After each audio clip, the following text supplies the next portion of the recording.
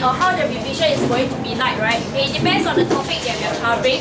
Okay, if I intend for it to be a case where I want to expose you to the different types of questions and also the varying difficulty, then I will design the worksheet in terms of this manner, okay, whereby I have question 1 to 7, all focusing on, in this case, evaluation. The title is at the top, okay, trigonometry 1 evaluation. Basically for trigonometry, I'll do it in 5 parts, 1 evaluation, and then on the reverse page, you'll find that there is 2, which is equation, and then 3 proofs. Okay, does everyone have one? Is there extra copy? Did anyone take an extra copy? Why you take this first?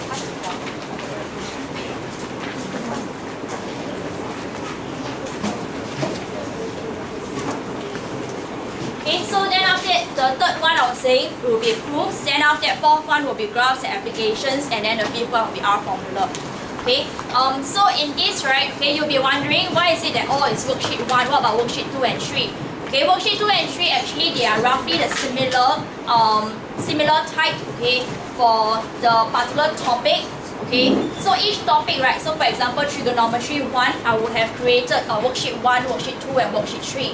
Okay, however, I'll only be printing for all of you worksheet 1. Okay, only if you think that you need an extra practice to really reinforce the entire idea that I'll put in, then you can go onto the website to download worksheet 2 and worksheet 3. Why is it that I refuse to give you like maybe 7 times 3, 21 questions? Okay, because I know that for most students, you'll be so fixated in trying to finish everything, then by the time prelim, okay, or maybe your O-levels, you will feel very uncomfortable if you don't finish it, especially girls. Okay, girls tend to have this kind of problems where you have a checklist that you must finish before you go for exam. Okay, correct, right? Okay, because I also have this kind of issue. Okay, boys tend not to be very fixated over lists of things or checklists. Okay, but I don't know what is it like for this class of boys. Okay, so that's why, okay, I want to really hold back, okay, and give and really control this. So I only print out for you worksheet 1. Only if you think that you really need a worksheet 2 or even a worksheet 3, okay, then you go onto my website to actually go and download it. Okay, I will try my best to actually put out the solution as well, okay, because I did it in a very sketchy manner. Okay, I try my best to put it in a more consolidated manner. Okay, then after that, if I'm trying to, in the later case, okay, when I go into trigonometry 4 and 5, right, okay, I may want to look into a case whereby it is differentiated, okay, meaning to say there is a level 1, level 2 and level 3. Okay, so if I go in that kind of manner for that particular topic, then I think that everyone should minimally, okay, be able to hit a level 2. Okay, level 1 should be all the basics. Okay, this is not what you're saying in your worksheet now. Right, only maybe tomorrow or the day later. Okay, when I give you topic 4 and 5 for trigonometry, okay, it may be differentiated whereby there's level 1, 2, 3. Okay, everybody should minimally hit level 2. Okay, so I will print level 2. So how you should go about doing that kind of worksheet would be that if you think that you're confident in, for example, graphs already, okay, then you may not want to even do level 1 questions anymore. Okay, you may want to just jump into level 2. Okay, you understand? So it's a lot of your own control. Please do not really go and do every single question. It will be a complete waste of time, and furthermore, you have 8 subjects. Okay, don't focus all your time on math only. Alright, so level 3 is if you feel that you want to do something extra, okay, if you want to do something more, okay, to just test, maybe you can just take out 1 or 2 questions to actually do it. You understand what I'm saying? Okay, so I will remind you about that kind of worksheets again when I give it to you. Okay, so I will just do a very brief revision for trigonometry. Okay, but then after I'll give you the time to go and try out the questions on your own, because I think there's not much use for you to be listening to me all the time. Okay?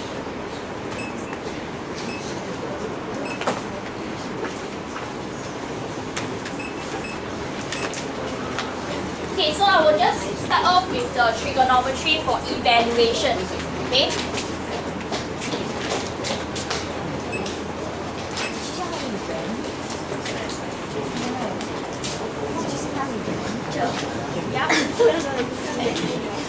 Huh? No, yeah. Eqns revision, I'll probably do it next term.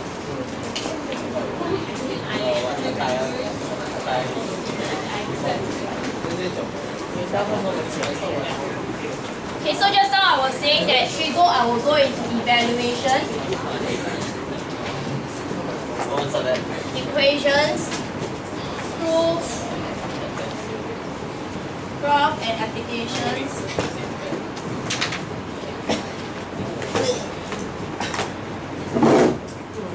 And also R formula. Okay, so when it comes to evaluation, there are three general main skills that you will need. Okay, number one is looking at the quadrants.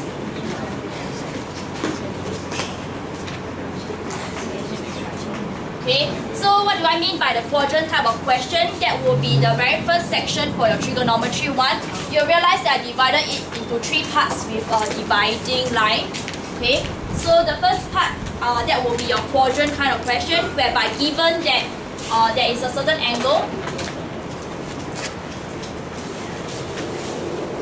okay, and maybe cosine theta is given to be negative 4 over 5. Okay, we want to find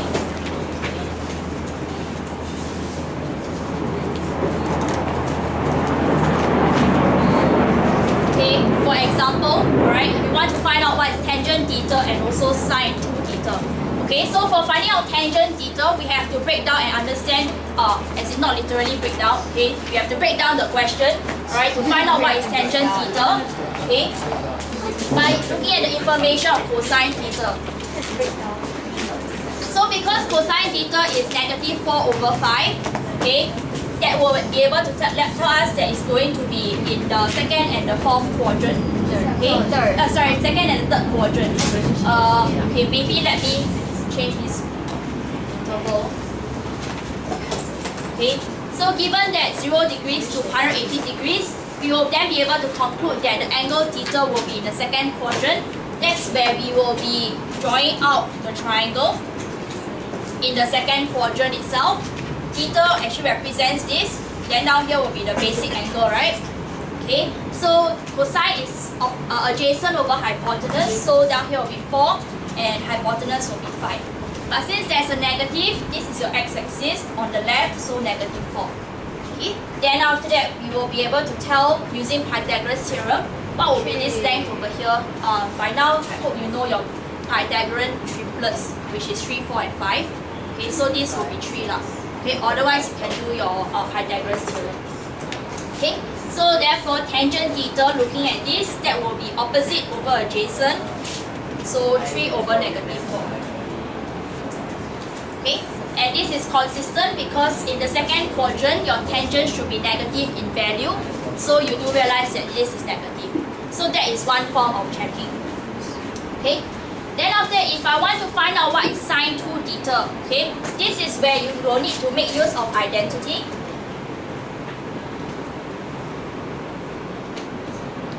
Okay, so the identity in this case is given in your formula sheet. That will be 2 sine theta cosine theta.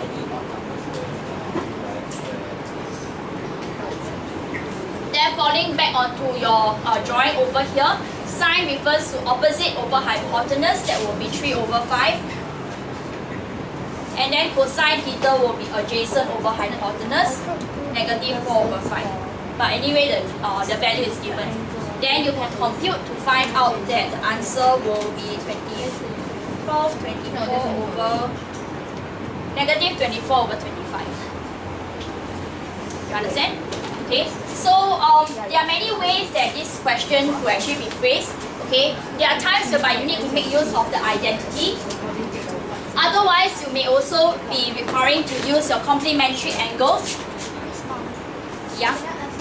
Okay, because sometimes in the question you have to change the range because there's 2 theta or something. Then in this question, This is an evaluation question. That is an equation question. You're solving for that. Now, this is not the same topic. Okay? You understand? Okay? So, sometimes, right, the question over here could be requiring you to use the identity from formula list,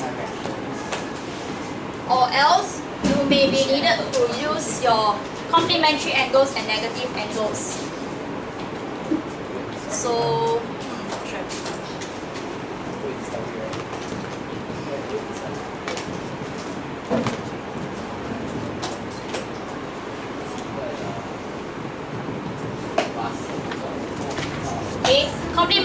because that's where the 90 degrees minus theta, cosine 90 degrees minus theta equals to 1 and so on. Okay, that one I've already given to you a formula booklet, so I will not reiterate about that also. Okay, likewise for negative angles, I've also typed it inside your formula booklet already. Okay, so please go and look into that. Alright? But any questions so far? So the first step will be looking into quadrants for evaluation of the evaluation. I'm looking at the evaluation of the Trigo function. Okay. Then after that, second type of question will be looking at your principal values.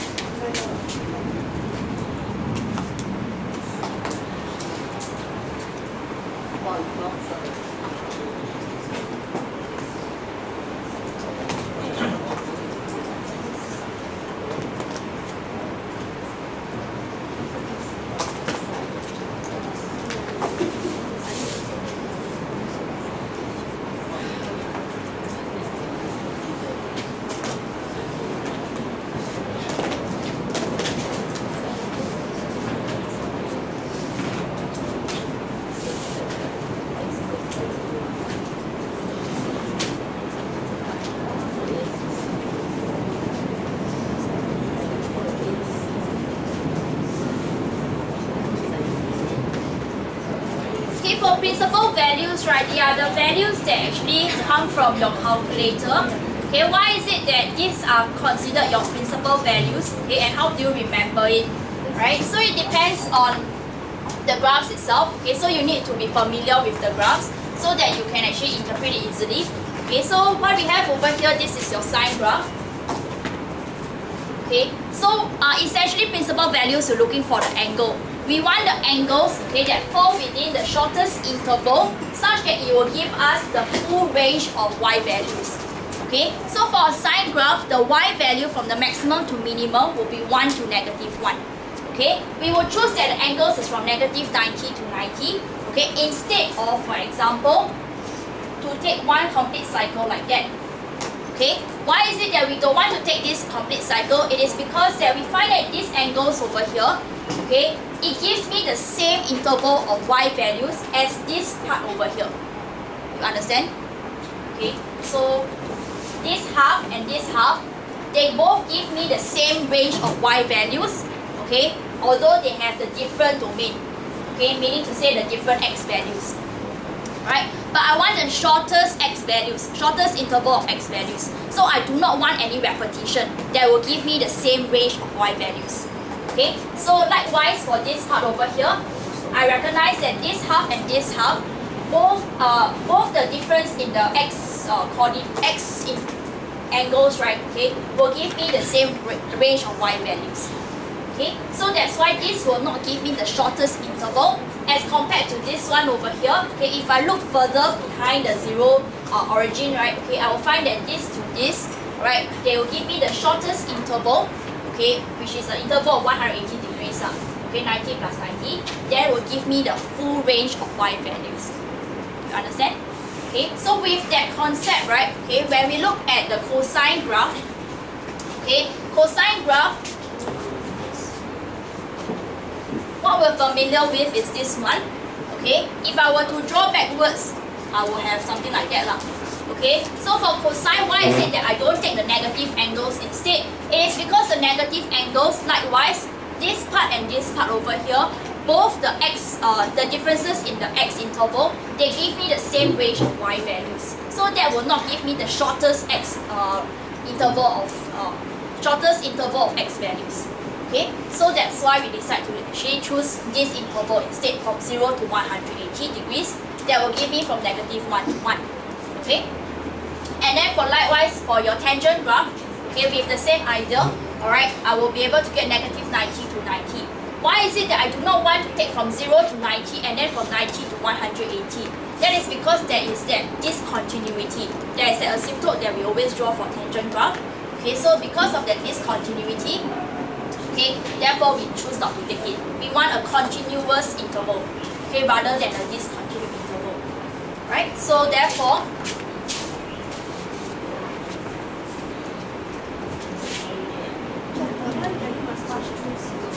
hang on now.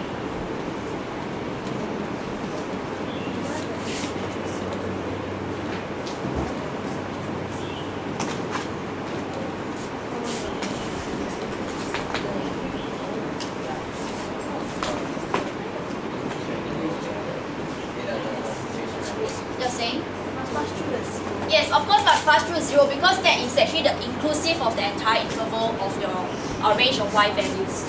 Okay, so that's why for principal values, okay, for sine inverse, okay, it will be negative 90 to 90.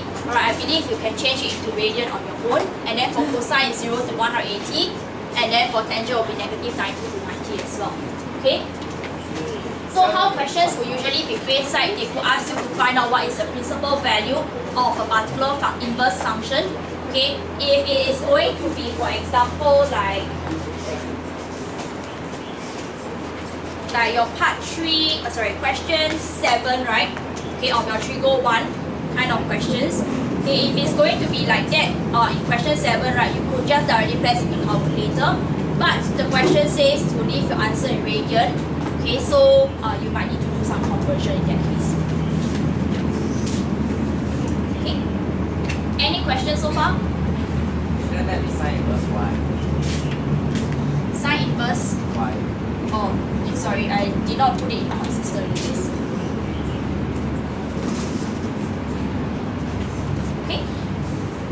Then after lastly, there are your special angles. Your special angles, you have to look at the table, the 30 degrees, 45 degrees, and 60 degrees. Okay, you could either memorize the table or otherwise you could actually look into your left hand, okay, which I have already told you all before. Okay.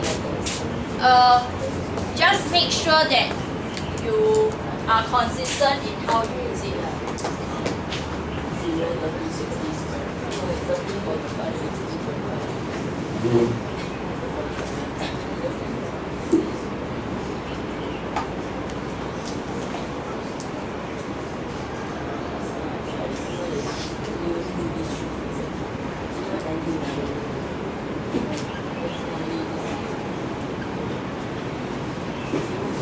Okay, so how you use the left hand rule over here, right? Okay, it is that your thumb will be 0 degrees and looking at your left hand. Okay, the palm facing you. 0 degrees, 30, 45, 60, and 90. Okay, so if you're looking at, for example, sine 30 degrees, you cover out your 30 degrees. Counting from the left for sine, okay, that will be 1 finger, so square root 1 over 2. Okay, if you're looking for sine 45 degrees, okay, covering up your your middle finger, okay, that will be 2 fingers, okay, on the left, so square root 2 over 2, okay. And then after, if you're looking for cosine maybe 60 degrees or maybe cosine 30 degrees, okay, you cover up your index finger also, so 3 fingers on the right, so square root 3 over 2, okay. That is the way that you should actually do your special angles. Any questions? Okay. Then after that, for equations, right, okay, basically we always have to be looking at simplifying the question into a basic Trigo equation. Sine theta equals to something, cosine theta equals to something, or tangent theta equals to something. Okay, so you may need to do factorization, or else you can do do using your general formula. Okay, if it is a quadratic equation.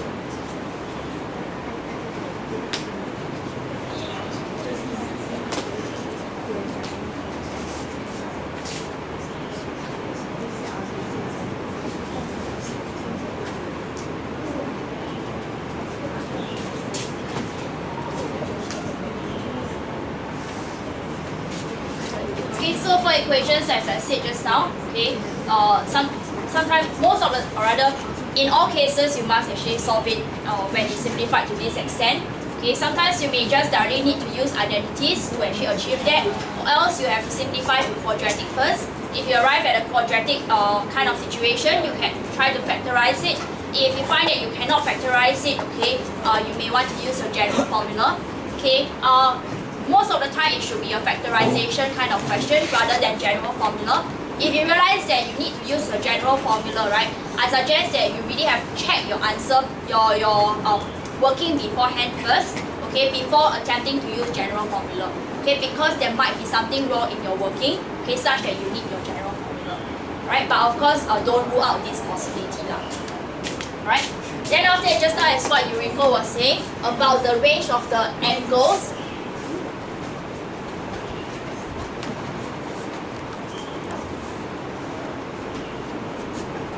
Okay, so in most questions, they will definitely tell you what is the range of the angle. So for example, they may say that there is an interval of angles that is from 0 to 180 degrees that you're supposed to solve.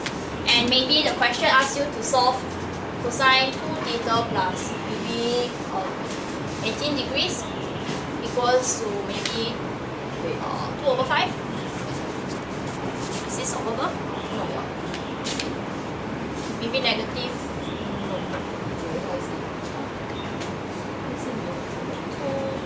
360.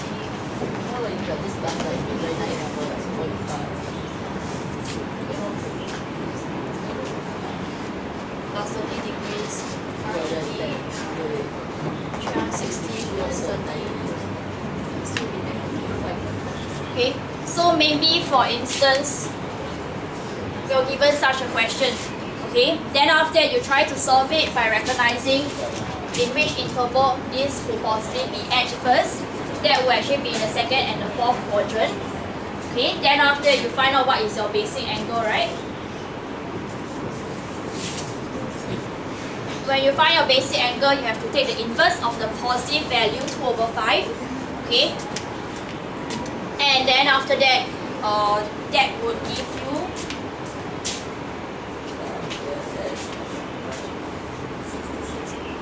what is it? 66.421 degrees. Okay, so we want to find out what is 2 theta plus 30 degrees. So looking at this interval 0 degrees to 180 degrees, right? We find that 2 theta plus 30 degrees, that will actually range from 0 degrees to 360, and then after that 30 degrees.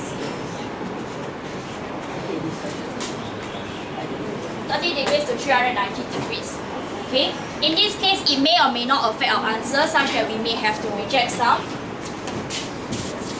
But because this question totally came in a random manner, I believe I don't need to reject anything. So 2 theta plus 30 degrees in the second quadrant, that will be 180 degrees minus the basic angle. Or else, okay, in the third quadrant, that will be 180 plus 66.421 degrees. Okay, I do not need to go a second round because we end at 390 degrees. Because if I were to go a second round, okay, that will be 360 plus 180. What was that? 360 plus 180. 540. Yeah. Okay, so if I were to go another second round, right, that will be 540 minus away your basic angle 66.421 degrees. Okay, so then after that you can solve for the value and you get that theta would be 180 minus 66.421 minus 30 divided by 41.8 degrees or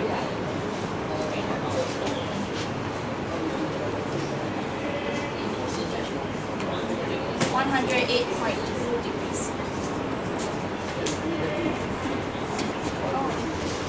Okay?